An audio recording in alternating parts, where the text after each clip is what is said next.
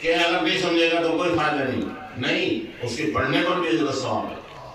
خود نبی کریم صلی اللہ علیہ وسلم نے ارشاد فرمایا من قرأ حرفا من کتاب اللہ، جو آدمی ایک حرف پڑھے تو ہر حرف کے بدلے اللہ اس کو نیکی دیتے ہیں۔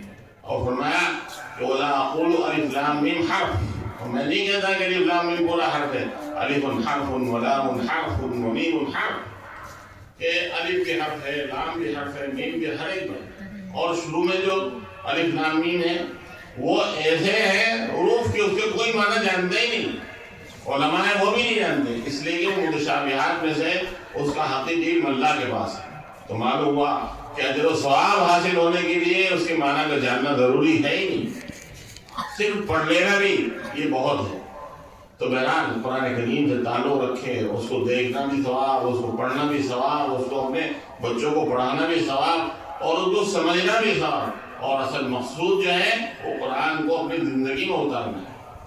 جو قرآن کے احکام ہیں وہ ہماری زندگی کے اندر ہمارے آنے چاہیے، ہمارے کاروبار میں آنے چاہیے، ہمارے گھرانوں میں آنے چاہیے، ہماری شادی اور بیاہ میں آنے چاہیے۔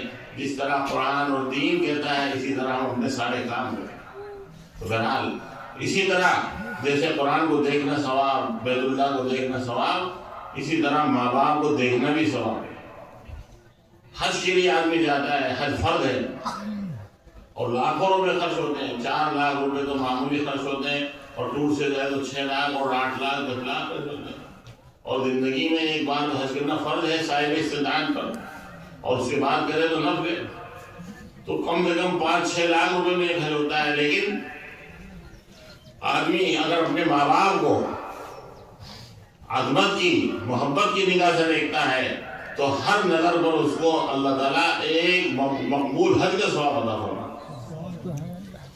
بتاؤ کتنی اللہ تعالیٰ کی طرف سے عطا ہے، کتنی بخشش ہے۔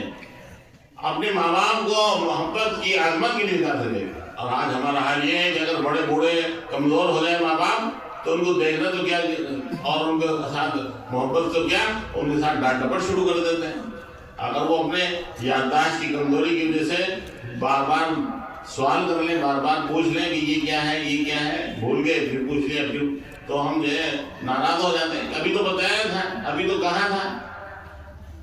حالانکہ قرآن کا حکم ہے کہ وَلَا تَقُلْ لَهُمَا اُفْ، اف بھی مت کہو، ایک حرف بھی سختی کا ان سے مت بولو، حرام ہے ماں باپ کے ساتھ سختی کرنا، ان کے ساتھ بدتمیزی کرنا، بے ادبی کرنا۔ جو آدمی چاہتا ہے کہ میرے ڈش کے اندر برکت آئے تو اس کو چاہیے کہ اپنے ماں باپ کی خدمت کرے، ان کے دل سے دعا دے۔ اور جو چاہتا ہے کہ اس کے علم میں برکت آئے اس کو چاہیے کہ اپنے استاد کی خدمت کرے، اپنے اساتذہ سے دعا دے۔ ایک بزرگ تھے جو انہیں معلوم ہوا کہ ایک بار اپنے ماں باپ کو محبت سے، عظمت سے دیکھنے پر ایک مقبول حج کا ثواب ملتا ہے، تو انہوں نے تسبیح دی اور ایک مرتبہ دیکھتے تھے اور ایک تسبیح کا دانہ گراتے، پھر ایک بار دیکھتے، پھر اس طرح پوچھا گیا اگر کوئی آدمی 100 مرتبہ دیکھے تو آپ نے فرمایا کہ اس کو 100 حج کا ثواب ملے گا۔ تو انہوں نے اسی طرح 100 مرتبہ دیکھا اور 100 باقاعدہ تسبیح سے گنا، تو اللہ تعالیٰ کی طرف سے اس کو 100 حج کا ثواب مل جائے گا۔ اللہ کے خزانے میں کیا کمی ہے؟ تو بہرحال ماں باپ کو عظمت سے، محبت سے دیکھنا یہ بھی ثواب کا کام ہے۔ قرآن کریم کو جیسے دیکھنا ثواب کا کام ہے، اسی طریقے سے بیت اللہ کو دیکھنا بھی ثواب۔ اللہ تعالیٰ کی طرف سے چھوٹے چھوٹے عمل پر بہت بڑے بڑے اجر و ثواب رکھے۔ قرآن کریم کی سب سے چھوٹی سورت قل هو اللہ احد، مختصر سی، آدمی اگر 3 مرتبہ اس کو پڑھ جائے، قل هو اللہ احد اللہ الصمد لم یلد ولم یولد ولم یکن له کفوا احد، جس میں اللہ کی توحید کو بیان کیا گیا، کوئی مشکل نہیں ہے۔